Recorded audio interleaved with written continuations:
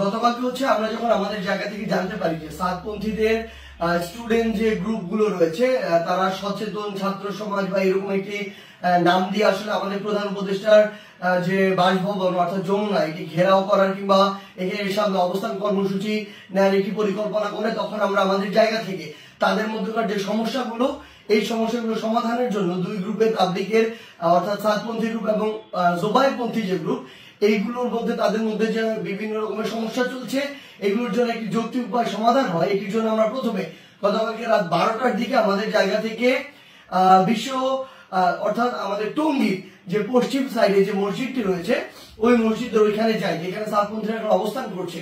সেই জায়গাটিতে আসলে আমরা গিয়ে তাদের সাথে রাত 12টা থেকে প্রায় 2টা পর্যন্ত কথা বলি এবং তাদের জায়গা থেকে তারা যে চিন্তাটি করেছিল সকাল 10টায় এখানে তারা অবস্থান কর্মসূচি ঘোষণা করবে এরকম একটি কথা ছিল এবং তারা বলেছিল এটি কেন, কারণ তারা মাওলানা সাদ সাহেবের ভিসা চায় এবং তারা তাদের জায়গা থেকে 5 দিনে জোর করার 20 থেকে 25 তারিখ পর্যন্ত জোর করার একটি দাবি জানায়।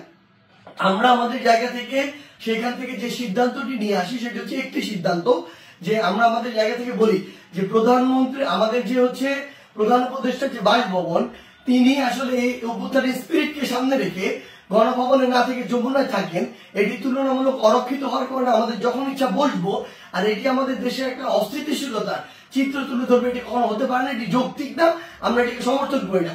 সেই জায়গা থেকে আমরা তাদেরকে এটি অনুরোধ করি যে তারা যেন এখানে অবস্থান কর্মসূচি কিংবা ঘেরাও কর্মসূচি না করে, তারা এই অবস্থান থেকে সরে আসে। তারা তাদের জায়গা থেকে স্পষ্টভাবে দুইটি দাবি জানায়। এক নম্বর যে দাবিটি সেটি হচ্ছে যে তারা মাওলানা সাদ সাহেবের ভিসা নিশ্চিত চায়, দ্বিতীয়ত তারা 20 তারিখ থেকে 25 তারিখ 5 দিনের জোর করতে চায়। আমরা তাদের কাছে বলি যে 5 দিন করে যাবেন কিনা এই কমিটমেন্টটুকু যদি আপনাদের থাকে যে 25 তারিখ আপনাদের যখনই শেষ হয়ে যাবে তখন আপনারা চলে যাবেন, তাহলে আমরা আমাদের জায়গা থেকে এই দুইটি দাবি নিয়ে আরেকটি যে গ্রুপ রয়েছে যারা এখন কাকরাইল মসজিদে অবস্থান করছে জোবায়েরপন্থী গ্রুপ এবং সেখানে হেফাজতের নেতৃবৃন্দ রয়েছেন তাদের সাথে আমরা গিয়ে কথা বলবো। তারা যখন এই কথাটি দেয় যে তারা এই কমিটমেন্টটি করছে 25 তারিখে তারা ছেড়ে দিবেন, আমরা সেখান থেকে রাত 2টার দিকে কাকরাইল মসজিদে আসি। সেখানে আমাদের জোবায়েরপন্থীদের যারা মাওলানা রয়েছেন, যারা সিনিয়র নেতৃবৃন্দ রয়েছেন তারা ছিলেন, হেফাজতের যারা সিনিয়র নেতৃবৃন্দ মাওলানা মামুনুল হক সাহেব, মাওলানা মাহফুজুল হক সাহেব তারা ছিলেন, সকলে ছিলেন।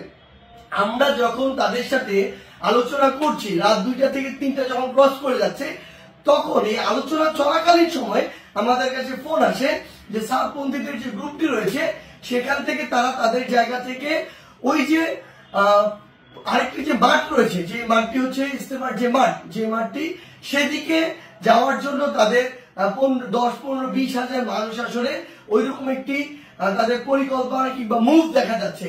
আমরা সাথে সাথে সাতপন্থীদের যে মাওলানা আব্দুল্লাহ সহ আরো 2 জনকে ফোন দিয়ে বলি যে আপনাদের সাথে এটি কথা হয়েছে যে আপনারা 10টা এখানে বসবেন না এবং আপনাদের 2টা দাবি নিয়ে আমরা আমাদের জায়গা থেকে এখনই আরেকটা গ্রুপের সাথে কথা বলবো, কালকের মধ্যে অর্থাৎ আজকেই আপনাদের 2 গ্রুপের বসার ব্যবস্থা করব, মাওলানা সাদ সাহেবের ভিসা বা এই সংক্রান্ত আলোচনা সেখানে হবে। এই যে আমাদের 5 দিন যে আপনারা থাকতে চাচ্ছেন এই কমিটমেন্ট যদি আপনারা দেন সেটি নিয়েও সেখানে আলোচনা হবে। যখন আমরা জানতে পারি তাদের দিকে মুভ করছে আমরা তাদেরকে স্পষ্ট করে বলি আপনারা যদি সেদিকে মুভ করেন আমাদের আলোচনা চলাকালীন তাহলে আপনারা আমাদের আলোচনাকে অসম্মানিত করছেন এবং আমাদের প্রতি যে শ্রদ্ধাটুকু রাখা উচিত আপনাদের সেটুকু আপনারা রাখছেন না। সেটি যদি করেন তাহলে আপনাদের পক্ষে আমাদের অবস্থান থাকবে না, একদম ক্লিয়ার বলে দিই। এবং আমাদের জায়গা থেকে এরকম কোন মেসেজই ছিল না যে আপনারা ওইখানে চলে যান 5 দিনের জন্য অবস্থান নেন। এটা কোনোদিন আমরা একটা প্রতিনিধি দল কখনো বলতে পারি না। এটা পুরো একটি সরকারের বিষয়, মন্ত্রণালয় বা উপদেষ্টাদের বিষয় এবং প্রশাসনের সামগ্রিক একটি ডিসিশন। ইভেন গাজীপুর মেট্রোপলিটন পুলিশের ডিসিশন দেওয়ার কেউ না।